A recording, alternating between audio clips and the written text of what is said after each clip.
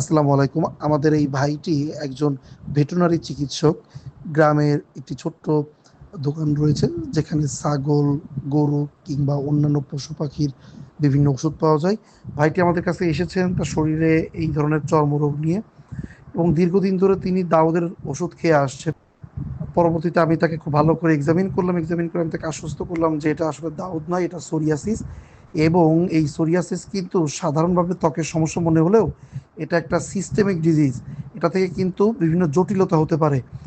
দীর্ঘদিন ধরে এই রোগ যদি মিসডায়াগনোসিস হয় বা যদি সঠিকভাবে ট্রিটমেন্ট না করা হয়, সেক্ষেত্রে কিন্তু বাতের ব্যথা, হৃদরোগের ঝুঁকি, হার্ট অ্যাটাক, স্ট্রোক, হাইপারটেনশন ইত্যাদি করতে পারে।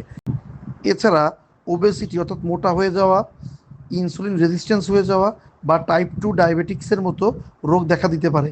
এছাড়া চোখে বিভিন্ন ধরনের ইনফেকশন হতে পারে। সাইকোলজিক্যালি পেশেন্ট কিন্তু ডিপ্রেশন বা হতাশায় ভুগতে পারেন। তাই আপনাদের কাছে অনুরোধ করব, এই ধরনের রোগ হলে কালক্ষেপণ না করে সরাসরি একজন চর্মরোগ বিশেষজ্ঞের পরামর্শ নেবেন।